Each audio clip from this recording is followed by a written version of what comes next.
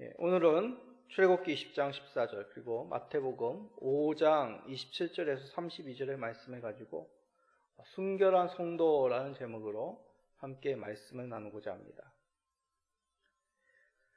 자, 오늘 설교는 요즘 문화를 들어 얘기하면서 시작하고자 합니다. 스마트폰이 생긴 후에 달라진 문화 중 하나가 바로 가족들이 함께 텔레비전 보는 시간이 줄었다는 것입니다. 각자의 스마트폰이 있기 때문이죠. 자기 취향에 맞는 영상을 각자 시간에 맞게 각자 장소에서 봅니다. 현대인의 가정 가운데 가뜩이나 가족이 한자리에 모이는 시간이 줄어들었지만 스마트폰이 생긴 후부터는 더욱 함께하는 시간이 줄어든 것 같습니다. 장점도 있죠. 제가 어렸을 적에는 가족이 함께 영화를 보다가 드라마를 보다가 낯뜨거운 장면이 나올 때 참 서로 간에 어쩔 줄 몰라 했던 그런 기억들이 있습니다. 부모님도 당황스러웠고 저희 또한 당황하였습니다. 지금 한자리에서 텔레비전을 신청하지 않으니 그런 당혹스러움은 사라졌겠죠. 그런데 이 말은 그렇다고 사람들이 자극적인 영상을 시청하지 않는 것도 아닙니다. 저는 거의 별 SNS를 이용하지 않는데 주변 사람들이 많이 이용하고 소식을 전하니까 저도 간간히 그 앱을 이용하곤 합니다. 주변 사람들 소식 사이에 이제 릴스란 거는 틱톡의 유행에 맞춰 생긴 숏폼이라고 합니다. 이것을 보고 저는 깜짝 놀란 적이 있습니다. 그래도 너튜브 숏폼은 자극적인 영상이 걸려지는데 릴스는 더욱 자극적인 영상이 많은 것 같습니다. 여과 없이 전달되는 것이죠. 그래서 제가 아내에게 물어봤습니다. 당신도 이런 영상이 나오나요? 그렇지 않다고 하더라고요. 알아보니까 제가 남자고 중년인 것에 맞추어서 이런 것이 연결되는 것인지 아니면 한 번 시청하면 연관 영상이 계속 이어지기 때문에 나오는 건지 자세한 것은 내가 알고리즘을 알 수 없기에 그렇다고 사람들이 많이들 얘기합니다. 호기심이나 실수라도 이런 영상을 보면 더욱 자극적인 영상에 노출되는 것이죠. 제가 이 이야기를 하는 것은 오늘날 우리에게 이 자극적인 문화, 성문화에 쉽게 노출되었다는 사실을 말씀드리고자 하는 것입니다. 저희 학생 때에는 성교육, 음성적으로 배운다라는 말이 있습니다. 무슨 말이냐면 음란서적이나 성인 비디오를 통하여 처음으로 성적인 그런 문화에 노출된다는 얘기죠. 그러나 지금은 더 자극적이고 더 중독되게 우리를 유혹하고 있습니다. 이것은 자녀에게만 국한된 것이 아니죠. 기성세대, 어른들은 더욱 노골적으로 이 성문화에 취해 있는 오늘날의 모습입니다. 이런 세상 가운데 우리 성도들은 어떻게 살아가는 것이 옳은 것일까요? 진보적인 교육자들은 어렸을 적부터 현실성 있는 성교육을 해야 된다라고 그렇게 말합니다. 과연 그것이 옳은 대답이겠습니까? 성경에서 말하는 답은 무엇인지 오늘 말씀을 통해 찾아봅시다. 그리하여 하나님께서 보시기에 거룩한 성도로 살아가시는 우리 모든 성도님들 되시기를 간절히 간구드립니다. 자, 먼저 성에 대해서 바르게 이해하기 위해서는 먼저 출발이 중요합니다. 세상은 자신의 감정, 느낌, 즐거움, 그 편리함을 강조하죠. 그래서 성의 자유는 인간의 권리라고 그렇게 생각을 합니다. 이것이 바로 현대의 풍조죠. 그뿐만이겠습니까? 성을 상품화합니다. 성을 상품화하여 막대한 부를 축적하는 산업이 발달되었습니다. 그러나 우리는 하나님으로부터 출발해야 됩니다. 지난 시간에 우리는 10계명 중에 6계명을 살펴보았습니다.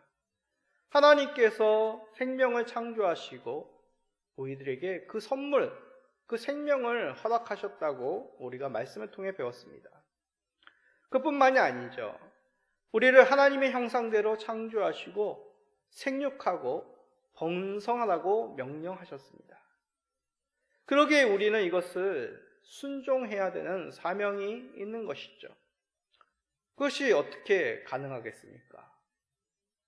다른 생물들, 특히 동물들은 수컷과 암컷이 교미라는 것을 통해서 번성합니다. 그러나 사람은 결혼하여 부부라는 사이를 통해서 생육하고 번성하는 것입니다. 자, 그 말씀 창세기 1장 24절의 말씀이죠. 이러므로 남자가 부모를 떠나 그의 아내와 합하여 둘이 한 몸을 이룰지로다. 이 말씀은 남녀가 성인이 되어 결혼하여 부모와 독립된 한 가정을 이루도록 하나님께서 허락하셨다는 말씀입니다. 그리하여 남녀가 만나 결혼하여 자손을 낳음으로 우리 사람들은 번성하게 된 것이죠. 그러기에 남녀의 하나됨은 하나님께서 정하신 법 가운데 귀한 생명을 잉태하는 것과 연결된다는 것입니다. 이는 신비롭고 놀라운 일입니다. 왜냐하면 우리가 하나님의 창조 사역 가운데 동참한다는 뜻이기 때문입니다. 생각해 보십시오. 나와 닮은 후손이 나를 통해 이 세상에 출생한다는 것. 이것은 상상만 해도 놀랍고 떨리고 때로는 이것이 과연 가능할까? 내가 이것을 잘 해낼 수 있을까? 두려움과 경외감이 절로 생겨납니다. 저는 이러한 감정을 우리 아이들 출생할 때 경험했습니다. 초음파 사진으로 보았던 그 태아가 우리와 같은 모습으로 출생한다? 보통 텔레비전에서 보는 아기같이 올망졸망한 모습으로 태어날까? 저는 그렇게 알고 있었습니다. 근데 양수의 피부가 쭈글쭈글한 모습으로 갓 태어난 아기들은 그런 모습이더라고요. 좀 상상한 것과는 조금 달랐습니다. 그러나 처음 아이들을 영접할 때 눈, 코, 입, 손가락, 발가락 하나하나 보여주는 간호사를 통해 얼마나 생명이 위대하고 신비로운지를 깨닫게 되었습니다.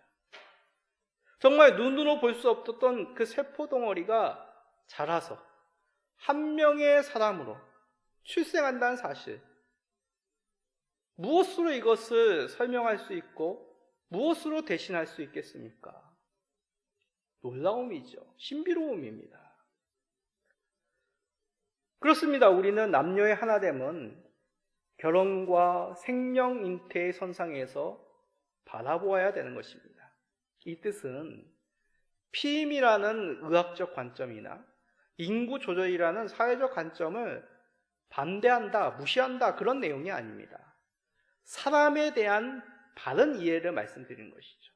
남녀의 하나됨에 대한 성경의 말씀을 전하는 것입니다. 철저히 남녀의 하나됨에 하나님께서 창조하신 순리대로 지켜야 함을 하나님께서는 우리들에게 가르치시는 것이죠. 그러기에 남녀의 관계 속에서 하나됨의 가장 중요한 것은 그 가운데 계신 하나님이십니다. 그것이 가장 큰 핵심입니다. 타 종교에서도 생명의 잉태, 자손의 번성은 무척이나 강조되는 내용입니다. 그리하여 일부 다처를 찬송하는 종교도 있고 자연적인 순리 가운데 남녀의 하나됨을 이해하는 종교도 있습니다. 그러나 우리는 이것과는 전혀 다른 차원이죠. 왜 그렇습니까? 하나님이 계시기 때문입니다. 하나님께서 그의 형상에 따라 우리를 창조하시고 하나님이 정하신 부부라는 제도를 통해 하나님이 명하신 하나님 나라를 세워가는 일에 우리를 초대하셨다는 것이죠. 그러기에 우리는 이 놀라운 하나님의 계획과 하나님의 섭리하심에 우리는 찬송과 영광을 돌릴 수밖에 없습니다.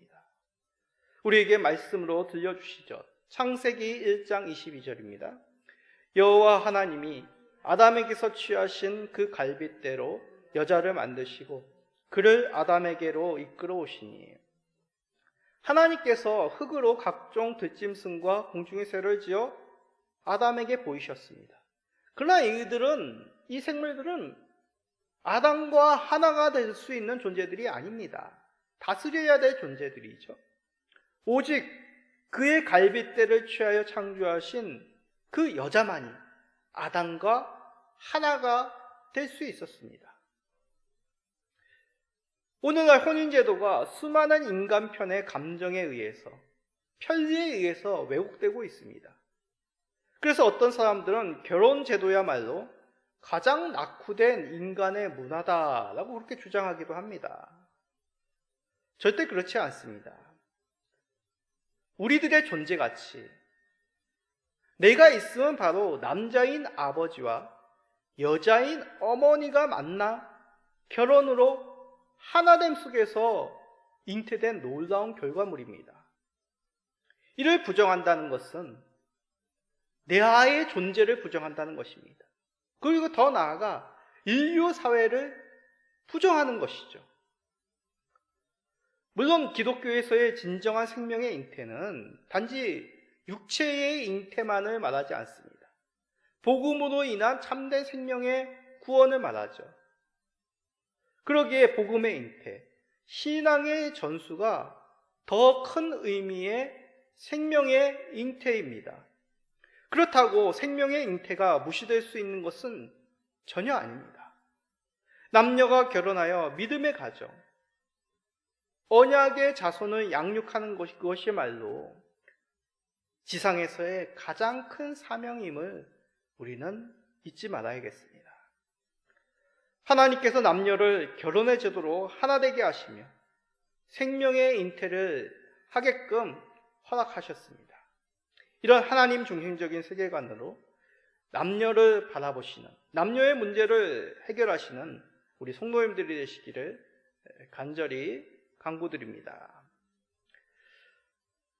그러나 사람들은, 성도들 사이에서도 이를 단지 고리타분한 이야기, 현실성 없는 이야기로 치부하곤 합니다. 과연 그렇겠습니까?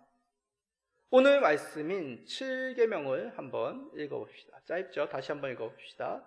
출애굽기 20장 17절입니다. 간음하지 말라. 참 짧은 말씀입니다. 그러나 이 속에는 여러 내용이 담겨져 있습니다. 이것을 잘 풀어 설명하는 것이 하이델베르크 교리문답 108문입니다. 108문 질문을 한번 읽어볼까요? 제7계명에서 하나님께서 원하시는 것은 무엇입니까? 자, 이것에 대한 답을 한번 읽어봅시다.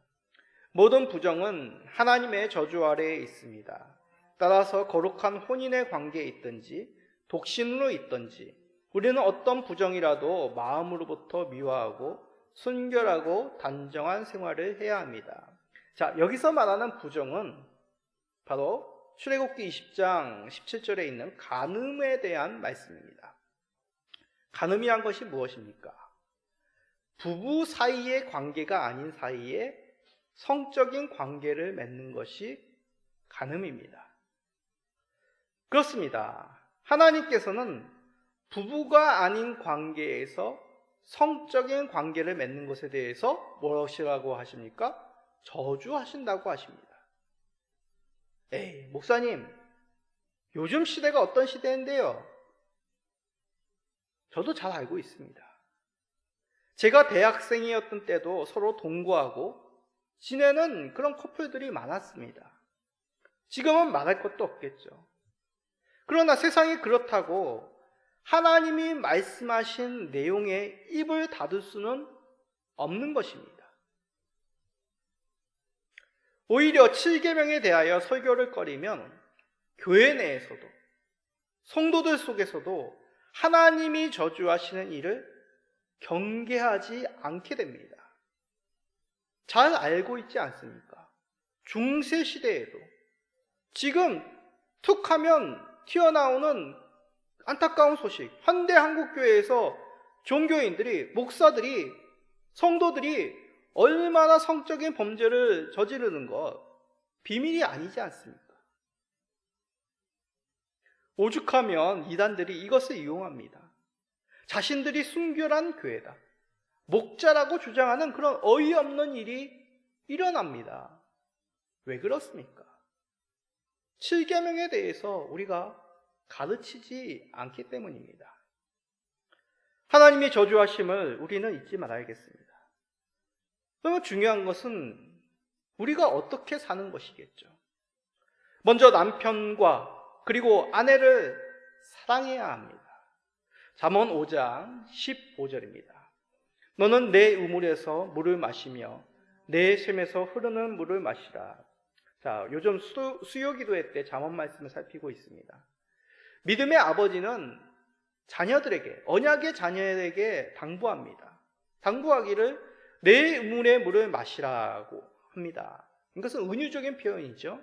여기서 우물의 물이란 남편, 아내를 뜻합니다. 내 집에 우물을 두고 다른 집에 가서 우물의 물을 마실 이유가 없는 것이죠. 마찬가지로 남편을 두고 아내를 두고 다른 남자를, 다른 여자와 관계 맺는 이유가 없는 것입니다. 결코 하나님께서는 사람이 가지고 있는 그 욕망을 부정하지 않습니다.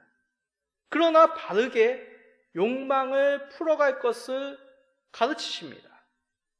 성공에 대한 욕망을 하나님이 주신 은사를 활용하여 하나님의 영광을 위하여 사용해야 됩니다. 이웃을 섬기는 방향으로 그 욕망을 더욱 아름답게 성장시켜야 되는 것이죠. 식욕에 대한 욕망, 수면에 대한 욕구는 어떻습니까? 하나님께서 주신 그 육체를 다시 힘을 얻을 수 있도록, 쉼을 누릴 수 있도록 사용해야 됩니다. 마찬가지입니다. 남녀의 서로에 대한 욕망도 동일한 것이죠. 남편과 아내를 통해서 이루어져야 된다는 것입니다. 그러기에 육체적 측면은 극히 일부분에 불과합니다. 서로를 이해하고 아끼고 헌신함으로 더욱 하나됨을 누릴 수 있는 것이죠. 요즘 아내와 텔레비전 속에서 부부 상담 프로를 종종 보곤 합니다. 대부분의 부부 사이의 문제는 서로를 이해하지 못하고 존중하지 못하고 서로의 약점을 서로 채워주지 못함에 있음을 봅니다. 부부 사이만이겠습니까? 부모와 자녀와의 관계 속에서, 친구와 회사의 동료의 관계 속에서도 상대방보다 나 자신을 더 내세우면 갈등이 더욱 커지기 마련입니다. 이런 세상에서 하나님 말씀은 우리에게 좋은 길을 가르쳐 줍니다. 자, 두 군데의 말씀을 봅시다. 베드로전서 3장 1절입니다. 아내들아, 이와 같이 자기 남편에게 순종하라. 이는 혹 말씀을 순종하지 않는 자라도 말로 말미암지 않고 그 아내의 행실로 말미암아 구원을 받게 하려 함이니. 베드로전서 3장 7절입니다. 남편들아, 이와 같이 지식을 따라 너희 아내와 동거하고 그를 더 연약한 그릇이요 또 생명의 은혜를 함께 이어받을 자로 알아 귀히 여기라. 이는 너희 기도가 막히지 아니하게 하려 함이라. 저는 이 말씀을 참 좋아합니다. 서로에 대하여 자신이 해야 할 것이 무엇인지를 말씀하시기 때문이죠. 혹시 자기 생각에 자기 말만 하는 그런 남편, 군림하는 남편 있으십니까? 아내를 귀히 여기시기 바랍니다. 왜냐하면 하나님 나라를 이어받을 귀한 자이기 때문에 그렇습니다. 존중해야 됩니다. 아내도 같습니다. 하나님이 주신 권세로 남편에게 순종하시기를 바랍니다. 이는 남편을 구원으로 인도하는 하나님이 살아계시다는 것을 나타내는 것이기 때문입니다. 그러면 우리 젊은이들은 이렇게 말하시는 분도 계실 것입니다. 그럼 꼭 결혼을 해야 되는 겁니까? 독신으로는 살 수 없습니까? 독신은 아무나 하는 것이 아닙니다. 은사입니다. 비혼이 아닙니다. 비혼이란 결혼을 하지 않겠다는 것이죠. 남녀의 관계를 무시하는 그런 것은 아니지 않습니까? 그럼 어떤 의미로 비혼이란 말을 사용하십니까? 자세히 들어봐야 되겠지만 이 비혼이라는 문자적인 의미는 그리스도인들에게 맞지 않는 것이죠. 결혼은 하지 않는데 남녀의 관계는 인정한다? 그런 뜻입니까? 그럼 그것이 아니라 독신이라는 의미로 사용한다면 어떻습니까? 이성에 관해서 관심이 있다는 것은 솔직히 말해 독신의 은사가 없다는 것입니다. 왜냐하면 이성에 관한 관심을 가지고 독신으로는 살 수 없기 때문에 그렇습니다. 우리의 욕망이 그렇게 무섭다는 것이죠. 반대로 이렇게 말하시는 청년들도 많습니다. 결혼하고 싶은데 여건이 되지 못합니다. 상대방이 없다니까요. 참 복잡한 문제입니다. 경제적인 문제, 가정적인 문제, 건강상의 여러 이유들. 그런데 무엇보다도 결혼에 대해서, 이성에 대해서 바른 가치관을 우리가 더 중요시 여겨야 됩니다. 결국 말씀을 통하여 바른 가치관, 바른 이성관, 바른 결혼관을 가지는 것이 좀 먼 길이지만 시간이 걸리겠지만 바른 해답이 될 수 있습니다. 저도 그랬습니다. 저도 이성에 대해서, 결혼에 대해서 부정적이었습니다. 그러나 하나님 앞에 나와 예배를 드리고 말씀을 듣고 또 건전한 믿음의 공동체, 교회 공동체 가운데 함께 시간을 보내며 자라면서 점점 생각이 바뀌어지게 되었습니다. 자매에 대한 올바른 가치관, 결혼에 대한 올바른 시선이 생겨나게 된 것이죠. 세상이 그렇다고 계속 내 마음을 그곳에 두면은 변하지 않는다는 것입니다. 세상이 그러하여도 이제 하나님 자녀답게 이성관을 세우고 믿음의 가정에 대한 소망을 가지시는 자녀들이 되기를 바랍니다. 그리고 이러한 방향으로 가정을 세워가시는 남편, 아내가 되시기를 간절히 간구드립니다. 그런데 하나님의 말씀은 이것만이 아닙니다. 우리는 하나님의 거룩한 성령의 전으로 지어져야 됩니다. 왜냐하면 우리는 마음으로 간음하기 쉬운 존재들이기 때문입니다. 자, 예수님의 말씀 마태복음 5장 28절을 읽어봅시다. 나는 너희에게 이르노니 음욕을 품고 여자를 보는 자마다 마음에 이미 간음하였느니라. 결코 예수님께서는 하나님 백성의 거룩함을 그 수준을 낮추시지 않으셨습니다. 하나님 나라에 들어간 백성은 마음까지도 순결하여야 된다고 가르치셨죠. 자, 이 말씀은 우리가 잘 이해해야 됩니다. 이것은 돌을 닦으란 말이 아닙니다. 욕망이 있는 나 자신을 부정하라는 말씀도 아닙니다. 음욕은 찍어내버리라는 말씀이죠. 내버리고 지옥에 던져지지 않는 것이 유익하다고 예수님이 말씀하신 것입니다. 자, 중요한 것은 그러면 음욕을 어떻게 찍어내버리냐? 그러기에 필요한 분이 성령님입니다. 성령님께서 우리와 함께 동거하십니다. 그 증거가 뭡니까? 우리는 성령이 아닌 것은 하나님을 아버지로, 예수님을 그리스도로, 구원자로 고백지 못하기 때문입니다. 성령님으로 말미암아 우리는 하나님 앞에 나올 수 있는 것이죠. 하나님을 나의 주로 고백할 수 있는 것입니다. 그렇다면 어찌 거룩하신 성령님과 더러운 음욕을 같이 성전에 두게 할 수 있겠습니까?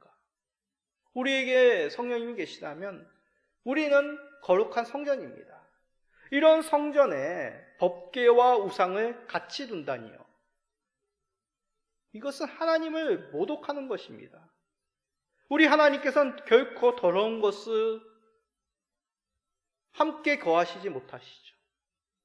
더럽히실 분도 아니시고 거룩하시기에 그 거룩한 불로 그 더러움을 태워버리실 우리 공의의 하나님이십니다. 그러기에 우리는 거룩함으로 우리의 삶을 채워가야 되는 것이죠. 구체적으로 3가지 정도를 말씀드릴 수 있습니다.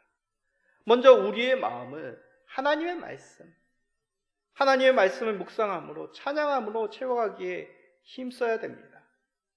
세상의 영상, 문화 등의 양을 줄여가십시오. 2번째로 하나님께서 주신 것들을 더욱 누리십시오.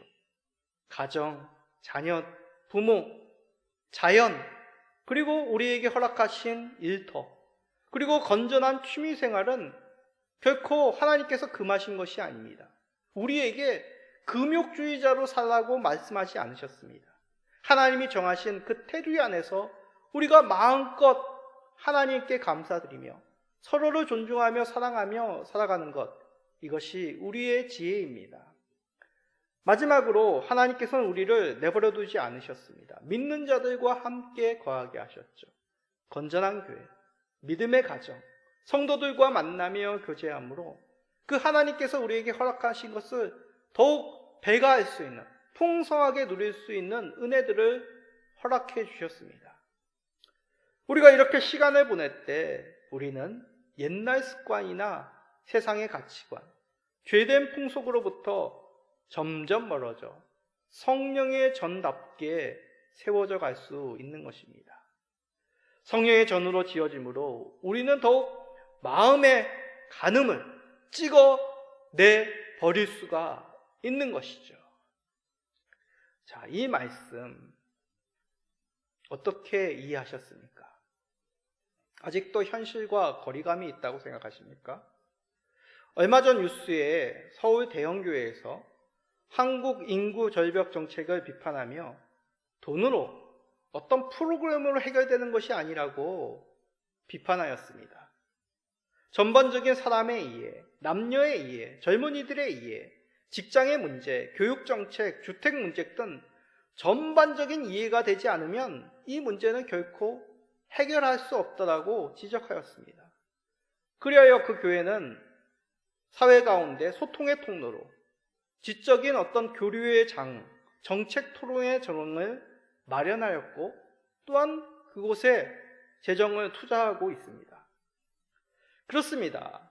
7계명은 단지 성범죄에 대한 하나님의 경고의 말씀이 아닙니다. 더 깊은, 더 폭넓은 내용을 우리들에게 전하는 것이죠. 왜곡된 이생, 잘못된 결혼관, 잘못된 사람에 대한 이해, 현실을 파괴하고 있는 그 가치관, 이 세상의 문화에 대해서 따끔하게 가르치고 계신 것이죠. 우리는 허락하신 테두리 안에서 더욱 누리고 기쁘고 거룩하게 살 수 있는 존재입니다. 왜냐하면 예수 그리스도께서 우리를 그렇게 새롭게 창조하셨기 때문이죠. 우리는 부부를 통해, 가정을 통해, 또한 건전한 이성의 만남을 통하여, 공동체의 만남을 통하여 우리는 무엇보다도 하나님께서 우리에게 허락하신 그 순결한 주의 백성의 삶을 누릴 수 있습니다. 이것을 기대하시고 이것을 소망하시며 오늘 하루 삶을 더욱 하나님 중심 가운데서 바라보시는 우리 모든 성도님 되시기를 예수 그리스도의 이름으로 간절히 축복드립니다. 아멘.